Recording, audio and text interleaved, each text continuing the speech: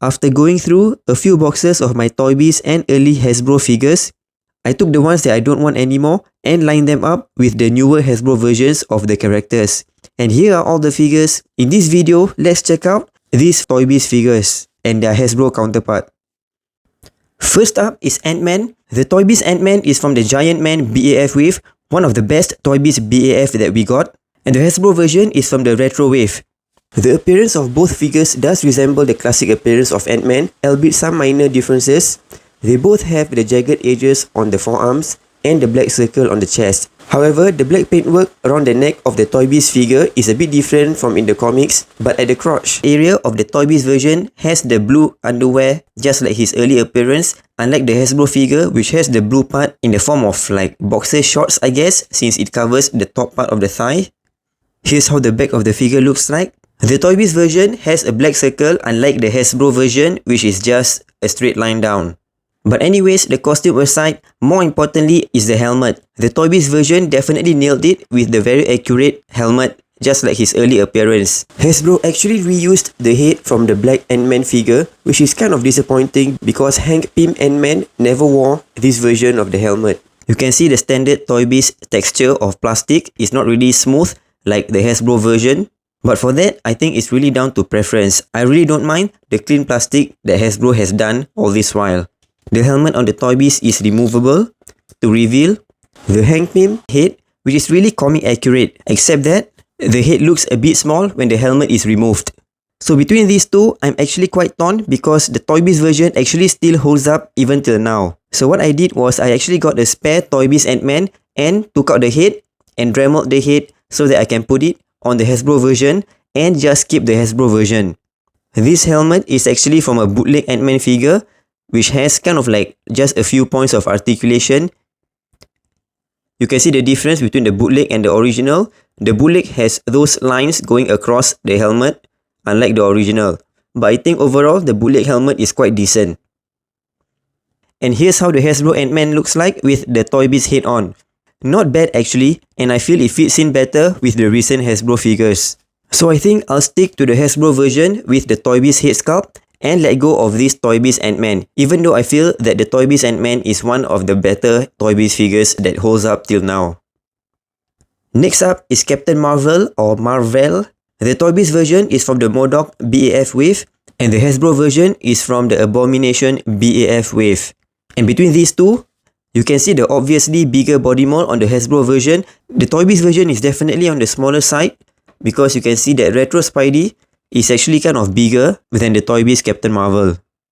And also the shinier paintwork on the blue parts. I definitely prefer shiny paintwork. However, the star should have been gold like on the Toybiz. That would have made this Hasbro Captain Mar-vell even better, instead of having that star on the chest in yellow. Both the quantum bands doesn't look good. This one is faded gold and this one is kind of plastic gold. And both of them have a hole at the back of the figure. The muscle definition at the back of the Toybiz figure is really crazy, lol. So between these two, I'm definitely letting go of the Toybiz version. Here's the Toybiz Wonder Man from the Rider series and the Hasbro version from the Abomination BAF wave.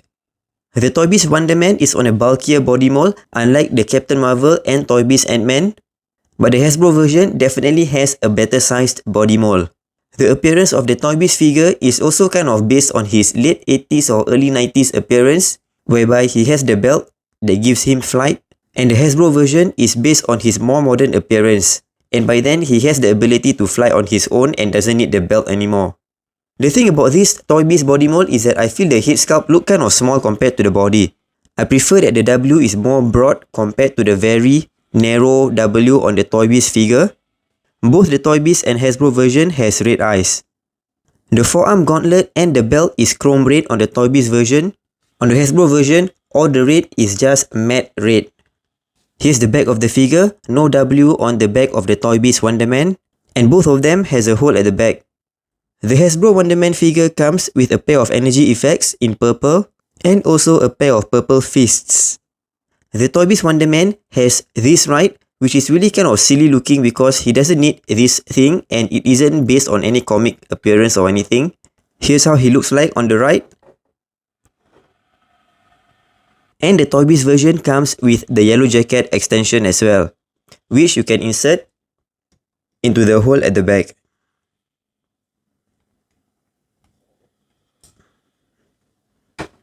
Like this.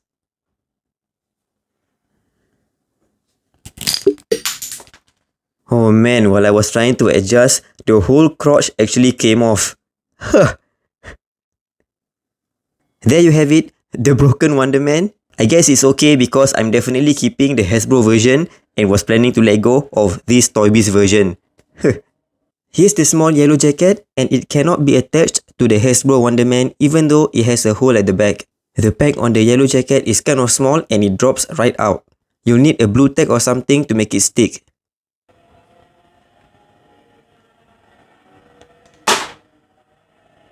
Here is the Toybiz Hawkeye and the Hasbro Retrowave Hawkeye. My Toybiz figures seems to be falling apart. The strap of this bag just snapped off right before I put the figures over here. Between these two, the Toybiz version isn't so bad, but I prefer the updated Hasbro version. Except that, for the bow, the Toybiz bow is like 100 times better than the Hasbro version. It even has a string instead of the totally plastic or rubbery material of Hasbro's bow. Look at that. The design is actually not bad along the handle, but what is this, man? This is so much better. The quiver is used plenty of times with the comic and MCU version of Hawkeye. It's really just one solid piece of quiver with the arrows sculpted at the top.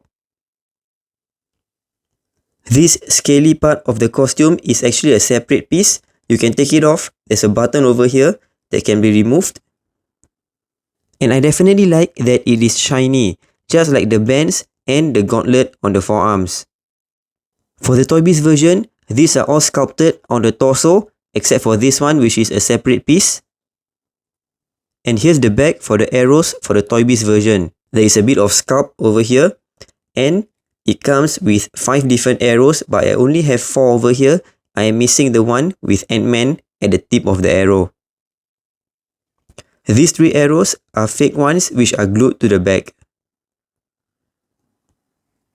I guess I'll need to super glue this. Here's how the figure looks like from the back. And here's the Hasbro Hawkeye with the Toybiz bow. I think I'm gonna keep this Toybiz bow and the Hasbro Hawkeye and get rid of this. For classic appearance vision, I still prefer the Hasbro version. But this time round, the Toybiz vision actually still kind of holds up. The Hasbro vision definitely sizes up better with the recent Marvel Legends figures. You can see the Toybiz vision is kind of small compared to the Retrowave Spidey. And the shiny chrome green paintwork is definitely a winner for me. But like I said, the Toybiz vision still kind of holds up. Besides the size, the head sculpt is really good. Kind of have a very good resemblance to Paul Bettany actually. And the ear part over here is more android-ish, just like in the comics compared to the Hasbro version, whereby I feel it kind of looks more human-like. The cape on the Toybiz version is also better. It is shorter and also more flexible, allowing more poses compared to the Hasbro version, which is really stiff. You can't even bend this upwards. Inwards, yes, but not really upwards. So when you want to do any dynamic pose, it really kind of hinders the stance. Look at that. The cape is kind of like floating on the shoulder, or is making the figure kind of off balance. The Retrowave Hasbro Vision also comes with this Ultron head, but I feel it should have come with a pair of alternate straight hands like this. So like I said earlier, I prefer the Hasbro Vision, but unlike most of the other Toybiz figures, the Toybiz Vision is not bad at all. The smaller size aside, it does kind of hold up with the recent Hasbro Marvel Legends figures. So for these 4 characters, I'm keeping all the Hasbro version and getting rid of all the Toybiz versions. Even though for me, the Toybiz Ant-Man is quite good, I think I'll just stick to Hasbro for all the figures. And the Hasbro Vision is just standing at the center because I've already sold away the Toybiz Vision. Between the Hasbro and the Toybiz versions of these characters, which are the ones that you would keep and which are the ones that you would let go? Do share it in the comments below. Thanks for watching. Do check out the next part of my then and now comparison videos, and check out my review and comparison between original and bootleg Marvel Legends figures at my channel.